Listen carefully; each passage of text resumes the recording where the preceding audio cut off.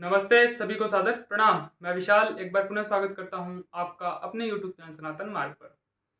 आज हम तीसरी द्वंद्व प्रकृति यानी कि वात पित्त प्रकृति के बारे में बात करेंगे। वात आकाश और वायु महाभूत का संगम है। पित्त जल तथा अग्नि महाभूत का संगम है। वात के जो गुण हैं वह रुक्ष है, लघु है और शीतल है। ऐसे जो पित्त के गुण हैं तीक्ष्ण है, उष्ण है और हल्का स्निग्ध है। तो इसी प्रकार के जो मिक्स लक्षण होते हैं वह वात पित्त प्रकृति वालों के अंदर पाए जाते हैं। तो आज की वीडियो हम शुरू करते हैं।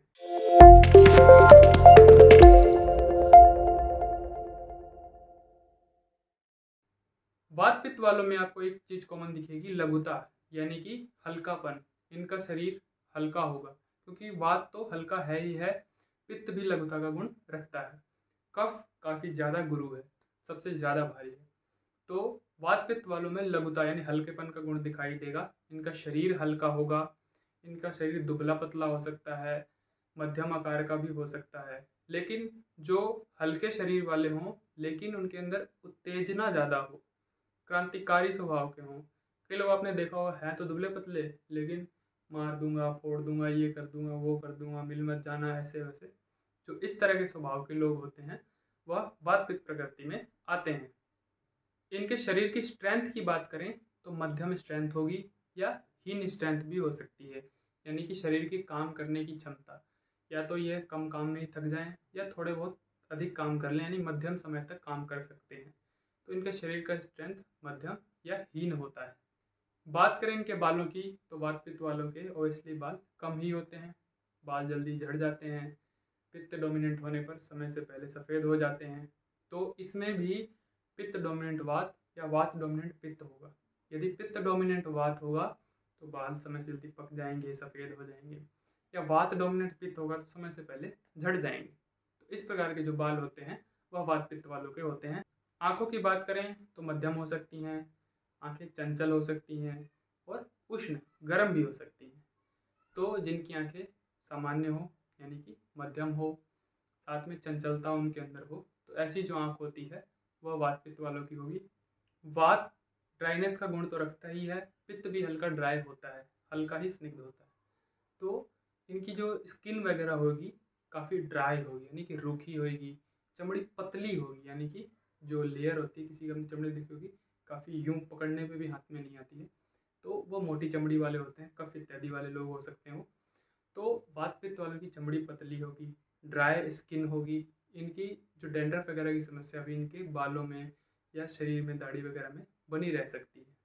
यदि पित्त की डोमिनेंसी होगी तो चमड़ी गर्म होगी यानी कि जिनके शरीर हाथ लगाने पे गर्म महसूस होंगे। और इनके शरीर पे छोटे छोटे तिल, जो कि पित्त का एक गुण है, वह उभर के आ सकते हैं। इनके भूख प्यास की बात करें तो जो भूख है पित्त के कारण काफ़ी अच्छी रहती है, क्योंकि जहाँ जहाँ पित्त होगा वहाँ पाचन अच्छा होगा। परंतु वात के कारण वह शरीर को लगता नहीं है। वात शरीर को बढ़ावा नहीं देता, बढ़ने नहीं देता। कफ शरीर को बढ़ाता है। तो यहाँ कफ की कमी है तो पित्त के कारण भोजन पचेगा, अच्छे से पचेगा, लेकिन वात के कारण वह शरीर में वृद्धि नहीं होगी, बढ़ेगा नहीं, लगेगा नहीं शरीर में। आपने कई लोग ऐसा देखा होगा, मैं तो फला फला चीज़ खाता हूँ लेकिन शरीर को लगता ही नहीं। तो इस प्रकार के जो लोग होते हैं वह इस प्रकृति में आते हैं। भूख में इनको जो गर्म चीज़ें हैं उससे भी समस्या हो सकती है खाने में, या ठंडी चीज़ों से भी समस्या हो सकती है। गर्म से पित्त बढ़ जाएगा तो समस्या हो जाएगी, ठंडी चीज़ों से वात बढ़ जाएगा तो समस्या होगी। या गर्म चीज़ खाने से वात कंट्रोल हो जाएगा तो उस समस्या का निवारण भी हो सकता है। या ठंडी चीज़ खाने से पित्त कंट्रोल हो जाएगा तो सही भी हो सकता है। यानी कि जो द्वंद्व प्रकृतियाँ होती हैं काफ़ी डिस्टर्बेंस होता है इनमें। यानी कि यहाँ देखिए, गर्म चीज़ खाएंगे तो तकलीफ भी हो सकती है, फ़ायदा भी हो सकता है। ठंडी चीज़ भी के साथ भी ऐसा है, उसमें भी तकलीफ भी हो सकती है और फ़ायदा भी हो सकता है। तो इस प्रकार के जो नेचर वाले होते हैं वो वात पित्त प्रकृति में आते हैं। शरीर में पित्त और वात सुखाने का जो गुण रखते हैं उसके कारण इनकी प्यास भी काफ़ी अधिक होगी। यानी कि शरीर से जल को ये सुखा देंगे जिसके कारण अधिक तौर पर इनको प्यास लगेगी। ऐसे ही इनके मल मूत्र की बात करें तो सुखाने वाले गुण के कारण जो मल है कड़क हो जाएगा।